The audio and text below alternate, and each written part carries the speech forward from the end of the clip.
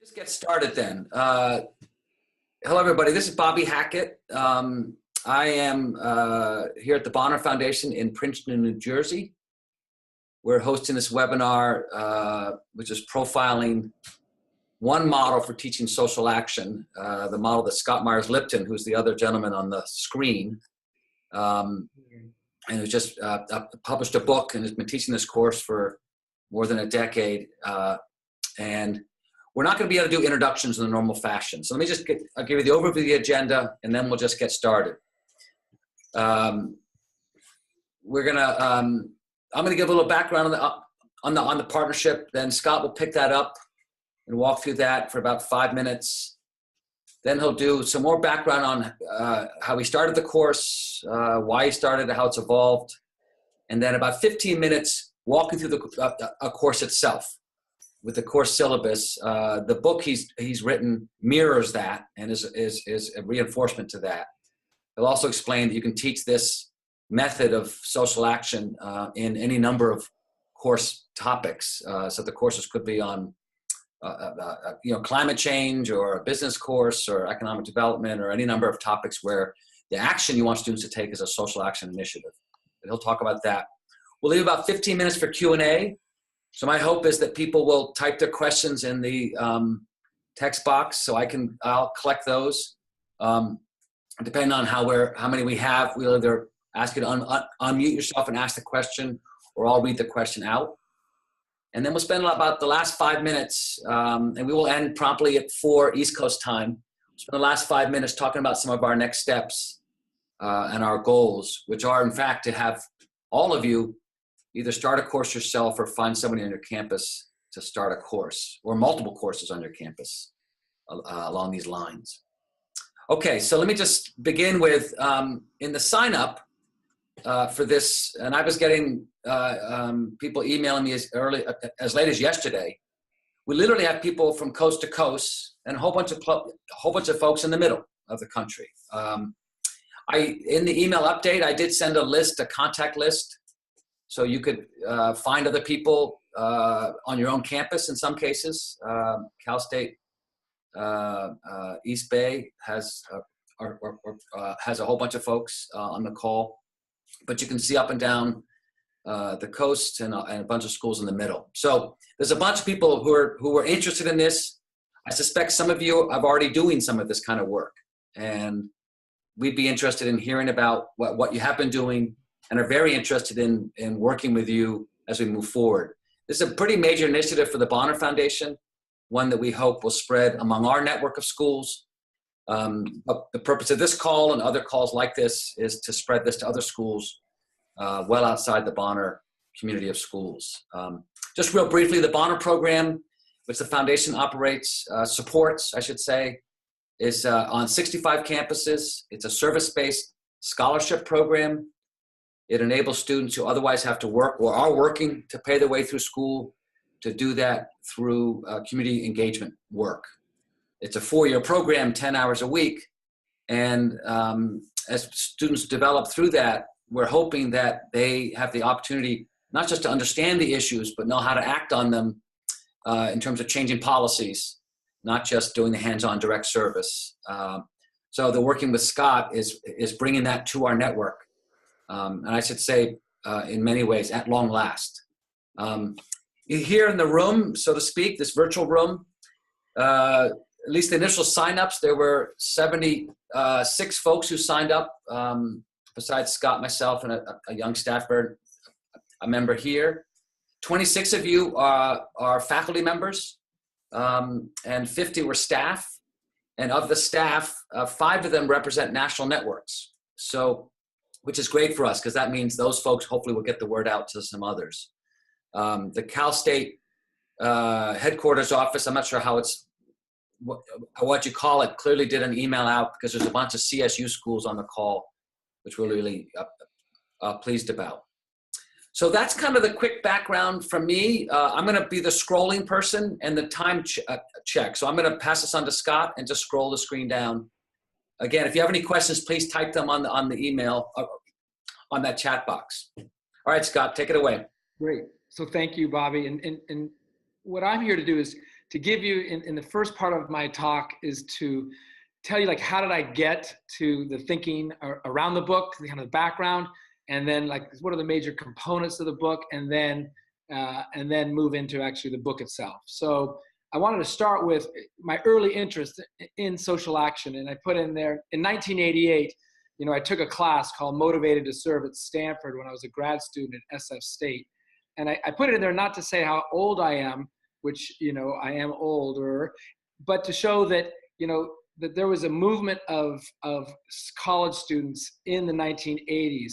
And there was a group of us all around the country, kind of, best represented by the COOL, Campus Opportunity Outreach League, but on college campuses of how to engage in the era of Ronald Reagan, and this idea that there was not an interest in civic engagement of the youth in the 1980s, which was not an accurate description, right?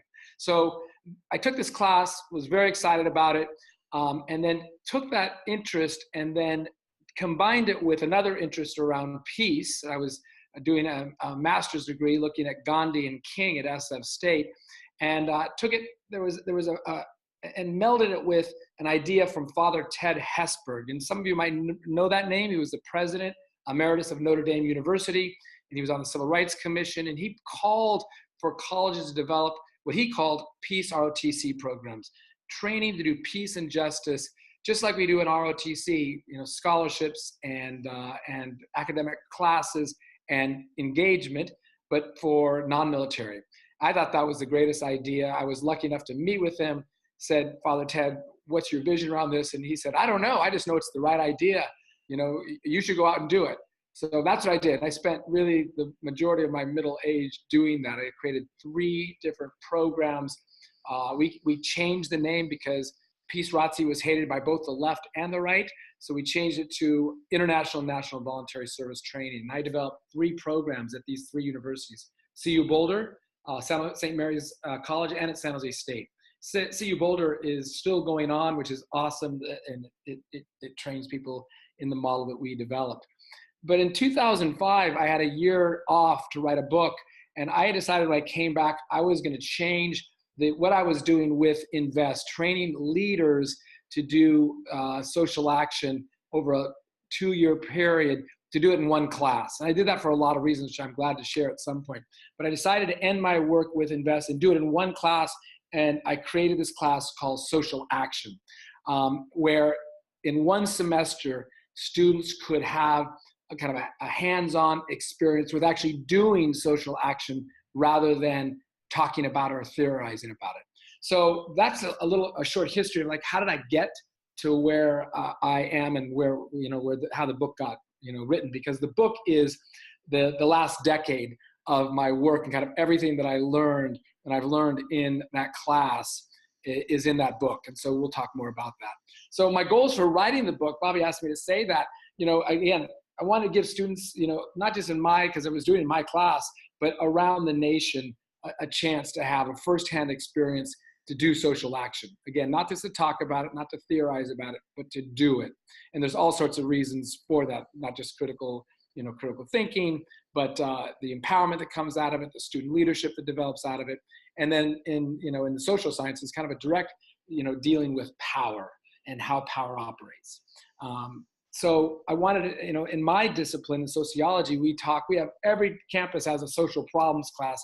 And I really wanted to move my discipline away from just social problems to social solutions being centerfold.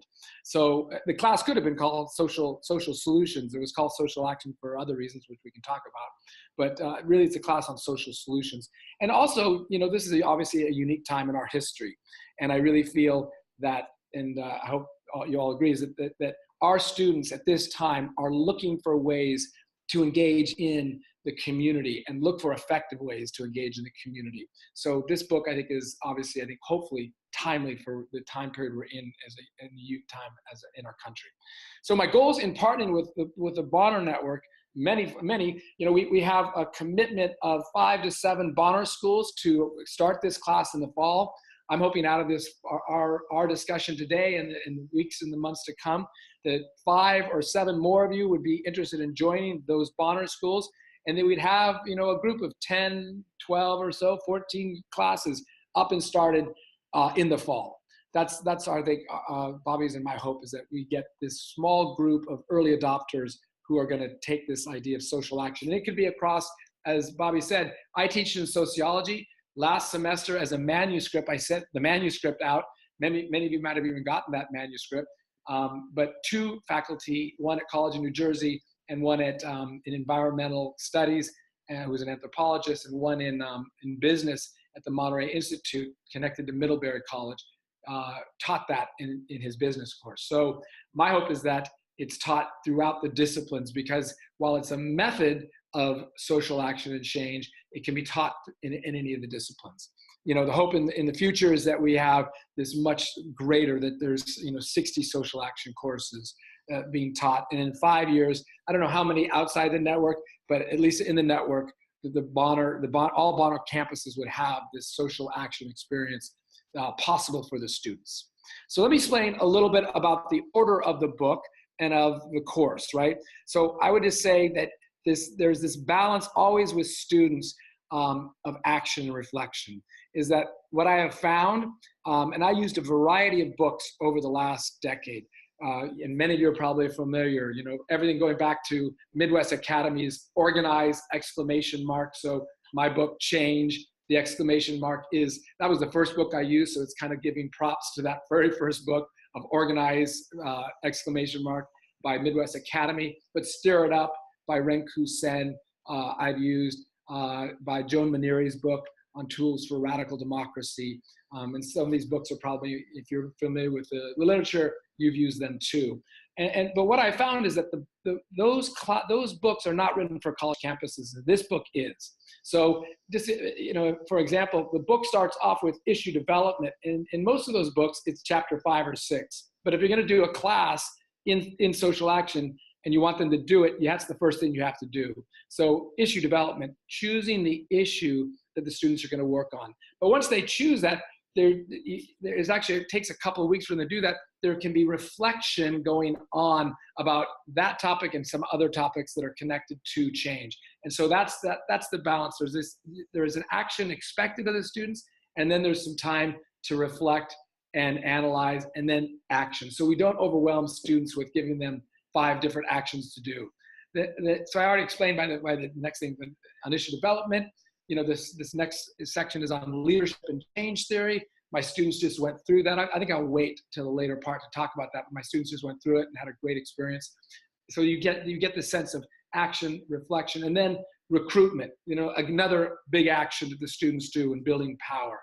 And then research. So this flow back and forth between action and reflection. And if you're familiar with Paulo Freire in the Pedagogy of Press, he talks about this very important notion of praxis and theory. And so it's based in this Freirean model of how we learn. And again, a kickoff event, again, an action. So action, reflection. So that's how the book is ordered. I would also say the other part of the book is that one class, generally we have one, in the last semester, we won 2 campaigns in the semester, which is kind of unique.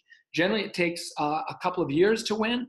And so the class, and we could talk about this, my class is taught every semester, but my vision of it is that there might be 3 or 4 of these classes going on a college campus eventually, and that students might be working on the campaigns, not just in one class, but in many, and that so the campaigns don't die over the time that it needs to actually, quote unquote, win the campaign. You might ask in the next point, what do students do during class? So 30 minutes are with discussion of the course material, so an analysis of the book. 30 minutes are generally in reflecting about, there are questions at the end of each chapter that they need to be thinking about to get both on the action reflection component. So they're in there doing those questions in their small group, really developing their campaign plan in that, and all that's composed of that. We'll talk about that maybe in a second. And then in 15 minutes, we use students all do an organizational wrap. So they learn their organizational wrap. We teach them how to do it. So we're always practicing organizational wraps in the last 10 or 15 minutes, or we're having some issue with a group that wants to talk. And so the last 10 or 15 minutes is used for them to talk to the larger 4 or 5 campaigns, because generally there's 3 to 5 campaigns of a class of 30 or 40 that are going on. Right now we have 4 campaigns, which is kind of normal. And then I think what's kind of really exciting, at the end of the whole class, the students create a notebook. We call it the sacred text. They create a notebook of the evaluation of all the things they've done, theoretically, practically, their research, their recruitment. They do an analysis of that. And then that notebook, which is graded, gets handed down to the next generation of students if they decide to pick up the campaign, because this is very much student driven. I come in, we'll talk about that issue development. I don't generate, I bring in community members who've heard about the opportunity to get students maybe to work on their campaign. So that happens on that first day. Plus they come up with their own ideas for change. And we then connect to community groups that are working on that. And I could talk a little bit more about that in issue development. But that book is key because it's kind of their sacred text, we call it, because it's their knowledge that they've generated. And why they're so excited about that. And when I handed it off to the new students taking on a campaign, I was like, look, here's the sacred text for this campaign, and you are gonna make it even better because you're gonna add to it. Like, there is a level of excitement around education that they might not have had for, since they've been in kindergarten or first grade, when they're asked about, a question, they're all raising their hands. That's the kind of excitement we create, I think, by doing this kind of very meaningful type of education. What teachers can do, there's, and I'm glad to say, and I'm not sure if you've seen my syllabus, but there is more time. It's only one book. It's, I think, it's 160 pages. It's not, 300 or 400 pages. So you have other time in your classes to do other things. Other people, like I said, use it for the business principles or for the environmental principles that they're teaching. I happen to use it around economic rights, that either student campaigns or other campaigns have gone on. I teach around that, but you could do whatever you wanted in that other time period. So Bobby, I can go on the issue of, kind of go through the chapters, but do you want to take any questions about what I said right now? Yeah, I will. And so if you want to either unmute yourself or maybe type a question in the chat room, you can type your question anytime. One thing I want to point out is that Scott is not suggesting that people teach these courses exactly the way he teaches. No. Having said that, the reason this order makes sense, like you said, about issue development, it makes a big difference. Miriam Shakow, who's the faculty member at the College of New Jersey, who taught a freshman seminar on climate change, her students, she's done it a couple times, and she felt this was really changed the whole game because they had a structure and a pacing to get this done more quickly. I'm just gonna go ahead and keep scrolling down, Scott, and okay.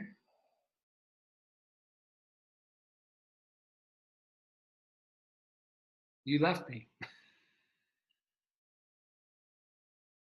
Hello. You're all set. Just go ahead and go. Go. Okay, you left. So good. Yeah, sorry about that.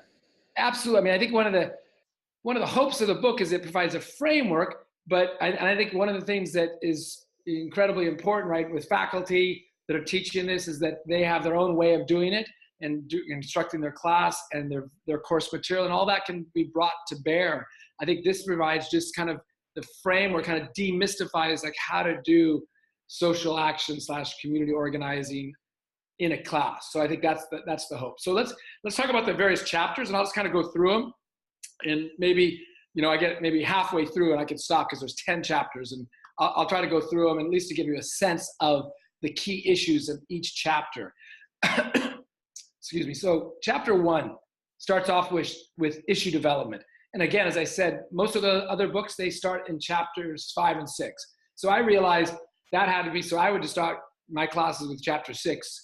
In this case, you don't have to do that because it's kind of taking the best of those lessons and bringing the bear in this book. So one of the things that, just to differentiate, is between an individual problem, a social problem, and an issue. And most of our students, at least in sociology and the social sciences, they get the difference between individual problem and social problem, but they don't get the difference between an issue. And that's the additive part. Like, they get that there are problems in our society that, whether it's poverty or racism, that look at institutions and look at whether it be economic and political institutions and how people, how the system operates to marginalize various groups, for example. But when it comes to issues, they don't, and solutions. So they're very excited about the possibility of like working on an issue, because an issue, let me just kind of go through them. And I would say this, usually that's done in 4 to 10 weeks, an issue development, sometimes, 3 months, but we don't have 3 months because that's a whole semester. So we do it in a couple of weeks. So I tell them it's a little bit, it's truncated, the process, but it still seems to work pretty well. And I go through that issue development process in the book. But the key thing for the students is that they know that it has a solution. There's a specific demand that's concrete, it's measurable. And I'll just give you an example. My students wanted, after 3 students had fainted in one building because of the heat, 90-degree heat, and there was no air conditioning. We're a working class institution. The building's 70 years old. There's 4,000 students in it. They just said, they didn't go to the administration and say, we want air conditioning. The demand was, we want air conditioning in every room in Dudley Moorhead Hall at the cost of $3 million, because they had done the research, how much it's going to cost. And we want it done in the next year. Do you say yes or no to that? So a very specific demand, rather than if you went to an administrator and say, we want air conditioning, of course we want it, but we can't do it for these reasons. So you get them to say, there's very, very clear yes or no. And generally I say they're going to say no. And in that case, of course they said no. But after a 3-year campaign of identifying a target and putting various levels of pressure on that, they changed their mind and said yes. So that's what the book is about, right? How to get someone who says no to say yes to the demand of the people here. A target, so it's identifying a target, the lowest ranking person who has the ability to make that decision. So they identify a target and they do a target analysis around that person. Of course, they have to feel strongly about it and willing to fight for it. And we have a lot of conversations about that as they go out in the community, they try it in the student body. And if there's not that level of interest, we ask them to rethink their issue. Maybe it's not a good issue, or maybe the message they're saying is not the right way to say it. And then, of course, is it winnable? Can they do it within a time frame that's reasonable, rather than 10 or 15 years? Maybe, the longest we've kind of taken on is a year to 2 years over a time period. So, and then I give a bunch of case studies in that issue development, and they just get super excited because I had probably 40 different campaigns that have run in the last 11 years, 12 years doing this class. And I give them examples from the students from campus for campus safety and the students for racial equality, the minimum wage campaign, which we're known the most because our students led that campaign. They're the ones that came up with the idea. They had built the coalition of labor, faith, and nonprofits. And our students at San Jose State, with that coalition, with a ballot measure in 2012, raised the minimum wage from $8 to $10 and now pushed it to $15 by 2019. So that effort is what we're known for at San Jose, but we've had 11 other victories besides that. But it's the one that people always say, oh yeah, you guys are the minimum wage guys, gals. Setting the tone is chapter 2. And I just think that here's an example. So they're doing issue development, right? They're in the process. And what's fun about that is I have community groups come in. So the PICO network, if you're familiar with PICO, they came in and they're working on a police brutality campaign, or, issues around kind of Black Lives Matter. And they presented. Our students didn't choose that, but they presented. Another group came in and presented from the community about their issue. And then the previous students presented as well. And then students in the class had their ideas. So there was this dialogue for over 2 or 3 classes. What campaign are they going to do? And then my job is to then, in this next phase, in that part of issue development, start connecting them to the stakeholders in the community. So I serve as that guide on the side, connecting them to the stakeholders in the community that are already working on that issue or have an interest in that issue. So, we're not duplicating efforts by any stretch. We're figuring out who else is working on these issues. Setting the tone is key because it gets at the question of what I say is a definition of leadership, which is more inclusive than kind of a charismatic speaker. That in my definition is, it's actually from the Rocky Mountain Peace Center, which says someone who thinks about the group and helps it function effectively. And once they get around that, like they think about the group and they help it function effectively, it opens it up to everyone becoming a leader rather than just 1 or 2 of the, kind of outspoken people. We have a discussion in that early part of the class, is change possible? And that's really important, because even though my students know change is possible because they've read about the civil rights or the women's movement, the civil rights struggle, do they think it's possible for them?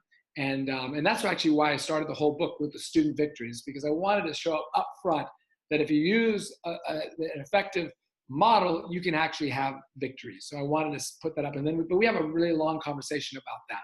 And I talk about leadership skills that are necessary, whether it be the small group skills, the persistence that's necessary, the active listening, the ability to, I say no with a smile, because they're going to be, once they become effective and seen as effective, people are going to then ask them to be on their campaign and how to deal with not being overburdened and overwhelmed by your success.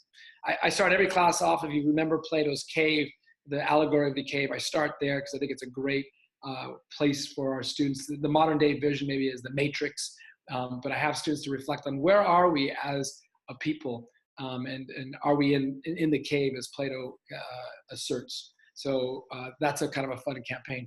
The third chapter is on, again, this, while they're still doing issue development, still getting their issue, concretized and getting it really focused down on a target and figuring out what is a concrete measurable request. They're doing this change theory perspective too. So I have them learn about kind of large scale macro theory change, community organizing, and the book focuses on first on women-centered. If you're familiar with the literature, Alinsky is generally the model that's held up as kind of the founding.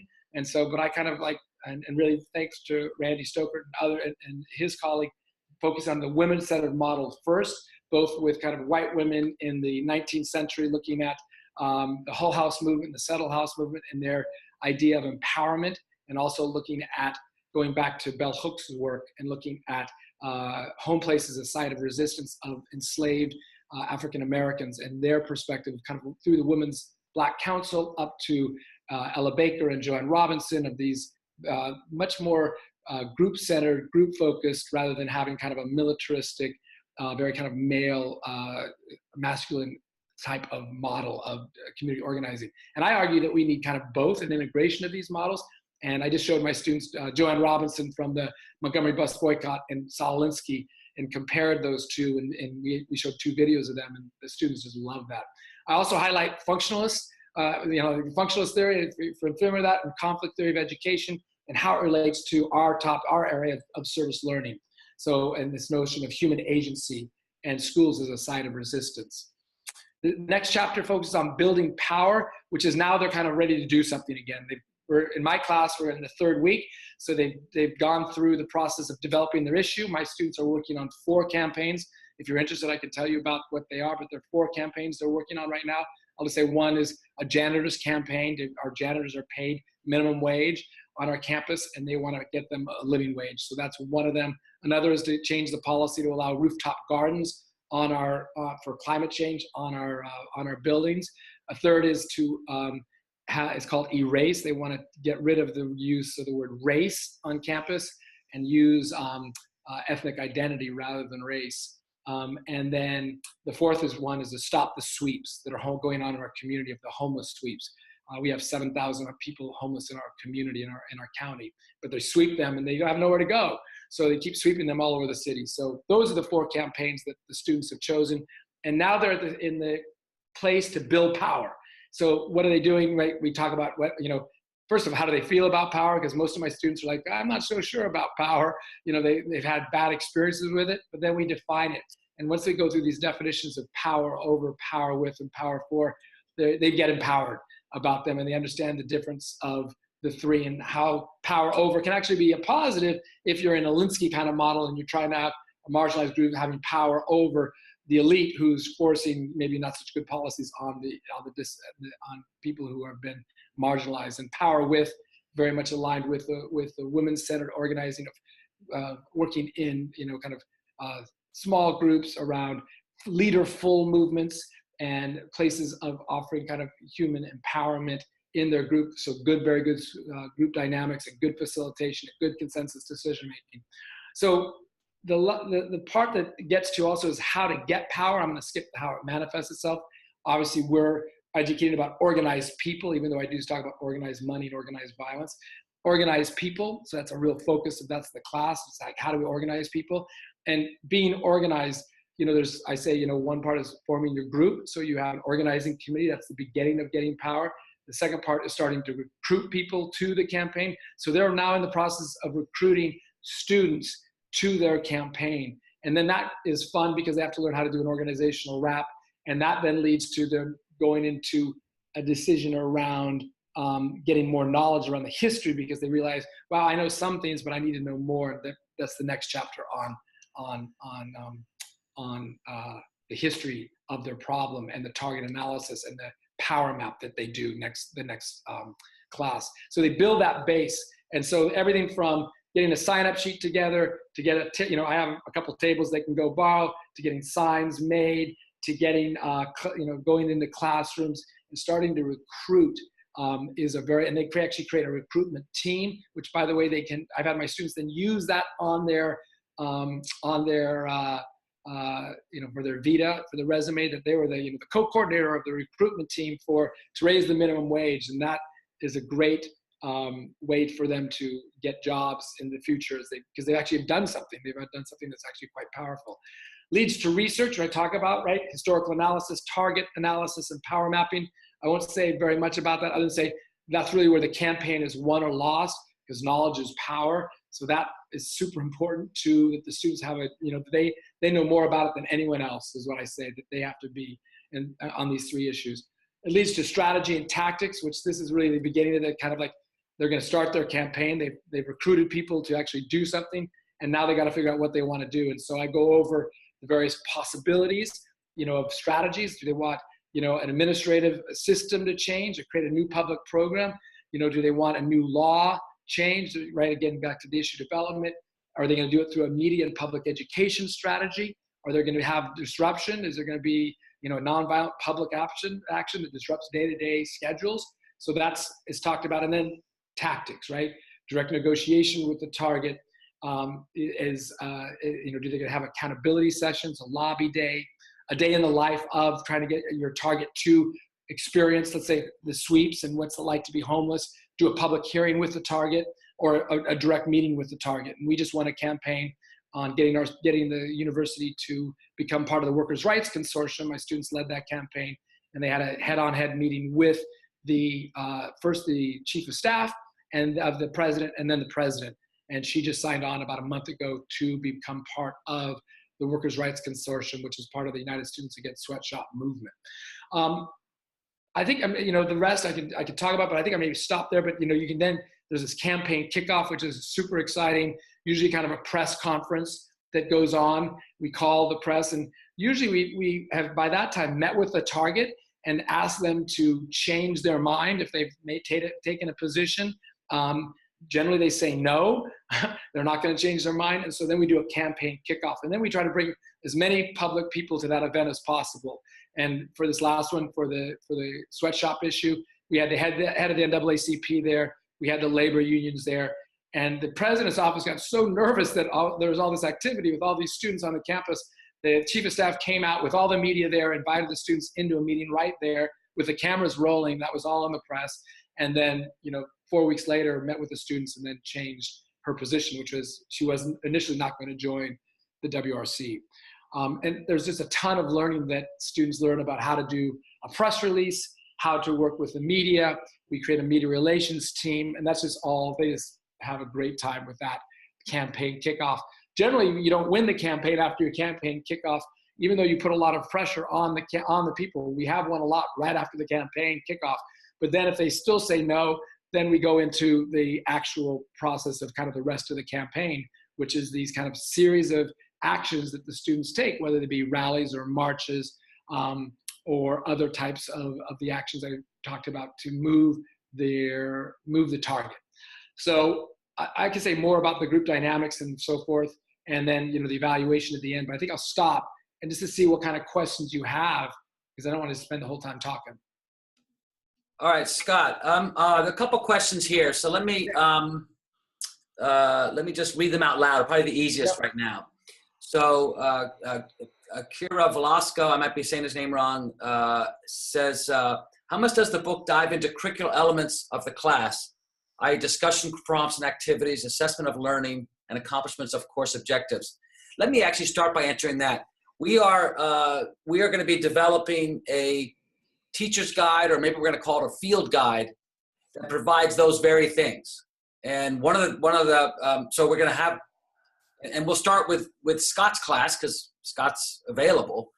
But as other folks started doing this, Kelly Benkert at Northwestern and others who we've met, we're going to be trying to gather their material. How do they teach these exercises in the classes, and sharing those, sharing that material. We'll start probably on the Bonner Wiki. Maybe at some point we can get it published in some form, but that very resource. This book is great for the students to read, but it doesn't really tell the faculty member how to teach it. It does have the questions, but it doesn't go into those other components you're bringing up. Scott, you want to add anything to that? You know what? I was actually reading. I thought you were going to handle it. I was reading the next question. All right. Well, go ahead and take it. So most of the campaigns are connected with local organizations, right? Or with I would say campus/local, right? So if you look at the ones this semester, they're working with the students, with other student organizations. So I would say the students themselves, maybe half of the projects are working with just on the campus, which I think has all sorts of positives, because there's a lot to change. Students feel a lot of, it's their direct thing that they're experiencing. So, and it's the closest sense of, it's the easiest to change because it's right there. So when the students work with other organizations, this is on the CSU question that I'm looking at. So they connect to, they become like the student wing of the group. So we have not the service learning to fill out those forms. The service learning center, which we go through, they know the students, like we fill out the hours of what they're doing, but they don't work for those organizations. So we get around that way. So we don't have the students, because they're not working for the organizations. They're the students organizing on the campus. They're in alliance with that organization, but they're not part of our organization. So, and I would say it's both of those are powerful models to have them work on the campus or with the community. And sometimes they've done even national. I mean, the biggest one was the Gulf Coast. After Katrina, we worked, with 50 other campuses trying to get a major public works project for the Gulf Coast, and got 43 co-sponsors on the bill. But my students were kind of in the lead of that on college campuses. So, but again, working in close alliance with community organizations. Okay, Scott. Amy Quartz is asking, how do you deal with student disagreement on an issue? So if the students, what's great about it is that the students are in that, they come up with them themselves, right? So let's say there was probably, in this case, in this class I'm teaching right now, probably 15 different ideas. And after the first class or two, there was a group of students who already made their mind. So I actually said, if you already made your mind up, then you can start, and I gave them a series of questions to start thinking about. And then I dealt with there was 11 left of that. And there was probably 10 different ideas up on the board around what issue they could join. And I said, obviously, all 10 of you can't join these 10 organizations because you have to have a minimum of 3 to start a campaign. So I said, we're gonna have to narrow it down. And so we just brainstormed with the students and tried to figure out where is their passion. And there was and out of that process, we had the students narrow it down to 3. One student was still unhappy. And I said, look, you can still try to peel off other group members. Now, in the past, when students have done that, they actually have been successful. They've been able to peel off a couple of people to join their campaign. In fact, the USAS campaign was created after like the 5th class because someone was not feeling the other 4 projects that had started. She wanted to do this, and she made a plea, and 2 other students left. And I just think you want to make the students feel that they can move between campaigns, particularly in this beginning, 5, 6, 7 classes. And I actually say, even if you find a campaign mid-level, mid-semester, you want to change, you can change, because they just now pick it up there, and then they start working on that campaign. They'll be a little behind the curve, but I want students to feel like they're doing their passion rather than, having to follow along with not me, what I said, but what other students are saying. Yeah. Scott, Darby's asking, what happens, because you've had some students this semester win their campaigns early. Yeah, so here's the thing is that, and I talk about in that power section, they win a campaign. So the students against sexual assault, SOSH, they won their campaign. I would say, we had a faculty member on the CS on our campus that had sexually harassed a student for sure. Was convicted of that by the administration, by our committee structure, and the penalty was 2 weeks non-paid, and then come back to class, and then they could come back to teach, and they'd have to also do 2 weeks or do a series of sexual harassment training. The students thought that was not acceptable in this Me Too era. Time's up. They led a campaign. They won that probably, I would say, maybe half to 2/3 of the way through. But there were that was their one demand, but they had 2 other demands. That's why there's usually not usually, but usually an issue has 2 or 3 demands. And the second one was to get a student onto that committee that made that decision that allowed that person back. And the third one was to actually change the way the CSU is doing sexual harassment training. So there was 2 other demands. And then after they won, they held a victory party, because you always should celebrate. It was a big event on our campus. They got a ton of press on the victory party for not having this professor come back. And then they started working on these other demands, and they tried to turn it over to the next group of students, but there was no interest. So then that book of their work stays on my shelf, and we'll bring it back the next semester and say, hey, there's this campaign that you could pick up if you want, but you don't have to, obviously. And there's a series of those that sit on my cabinet, and I bring them up, and if they don't want to take them, they don't take them. All right, Scott, we have 10 more minutes, and there's 5 more questions, so but just keep that in mind. I got it. So Mary Case asked, how do you make sure that the campaigns are community-identified needs and avoid the white savior complex? Gotcha. Well, so most of my students are students of color, so I just want to say that. It's a working class institution at San Jose State. So we talk about privilege for sure, and talk about quote-unquote saving, and that we're interested in justice, not saving. So we can have that conversation. We do have that conversation. But the community identified needs a lot of them are coming out of if they're working on the campus, they are the community, right? But they need to go out and find out if it resonates with other people. So they do stakeholder meetings and interviews too. So they're doing interviews of students to find out and asking questions. What do you think of that? So those are 2 ways to do it. When it's off the community, like stopping the sweeps, there's a series in San Jose of kind of like 5 to 10 of the major leaders they're talking to right now. And what's amazing about it is that when those groups are, my experience has been incredibly excited to have students engaged on this, because one, student energy is there's this positive energy of having the students.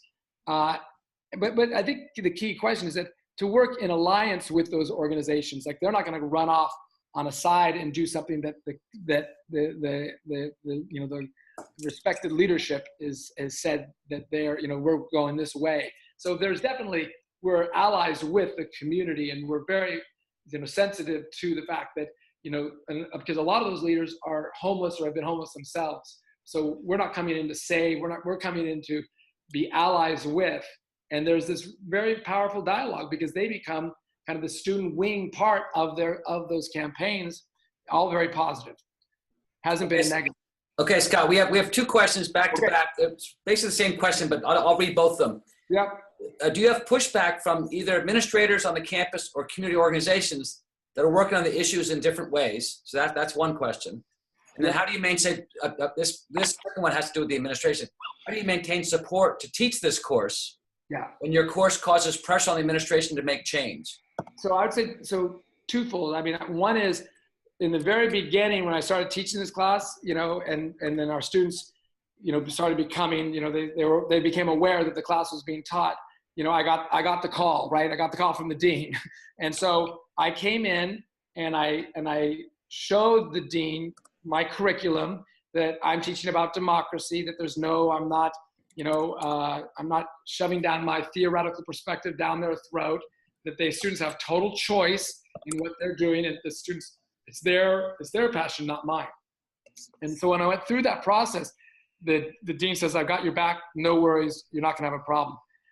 That said, the same dean called me after the student, this last campaign, because the students were, there was a lot of press there, and they were, putting pressure on the president.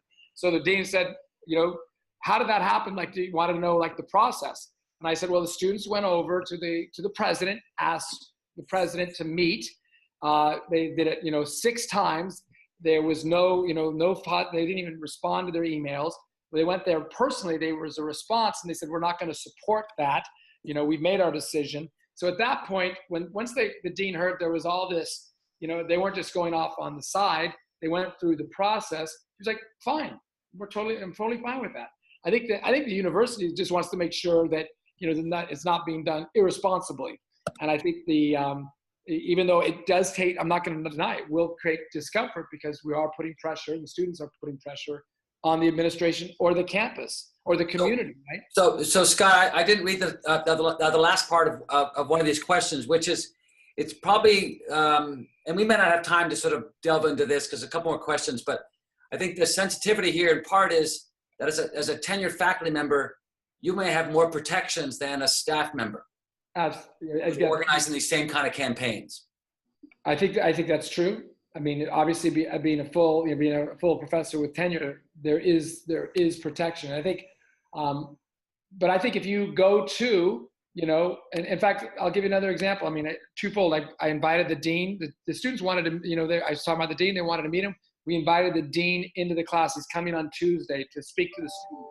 So I just think you have open communication, so you're not doing something in the dark over here, and they don't know it's not happening. So I'd say as much as you can keep people in process, and we're teaching about democracy. And I would argue, as I do in the beginning of the book, and my message to the teachers, who are teaching this, is that we on a college campus are doing all sorts of community engagement in our business classes, that people are out in business programs or in businesses working on ideas around business. So to me, this is no different than doing that when it comes to democracy. And so, but I understand the discomfort, but I generally have been able to get the administration to support it rather than be opposed. Okay, the next question is, have you or anyone else so far had success in doing this across multiple courses? Maybe even sequence courses. I know you teach your course fall and spring, so there is a continuity there. Yeah, I see it come from Dave. So Dave, we're trying, I just had a meeting with 2 other professors on our campus at San Jose State last week, and we're going to try to develop multiple courses, because if it's taught in Mexican American studies, the book anyway, and they're doing, they have that focus on, let's say, Mexican American studies, but they're doing social action, our students could actually maybe then work on campaigns together, and that issue development might be early on together, right? So, or if it's taught environmental studies and other departments. So I think that's where I'd like to see it happen. Once we get a place to do it on a campus, that we do multiple courses. And I think for the long, then you're not feeling, you're burning out, or if you don't teach it that semester, it still can happen if for whatever reason the teacher doesn't teach that semester. Okay. Do students stay involved in campaigns after the course ends? Absolutely. Students do stay involved. So I think that, not all students, I let them know right up, there's not an expectation you stay involved. The class ends and you're not, but they do. But I think more importantly, my students have gone on to be involved in the leadership in Santa Clara County, in the political community world. And that's the exciting thing. They work for Sacred Heart. They become a community organizer at Sacred Heart, the biggest anti-poverty organization here in the South Bay. They work in political offices. They've helped run the mayor's campaign. So they're very engaged, because how many students know all the city council members? If my students are working on a campaign that has to do with the city, they get to know the vast majority of those city council members, and they know all of them by name. And that's the part of democracy I'm talking about. We talk about it a lot, but we don't give people a chance to actually be involved in it. And this does allow that. Great. Okay. Last 2 questions. One is, how do you address this potential challenge? Students may come up with a solution, before they understand the complexity of the issue. For example, what's been tried before?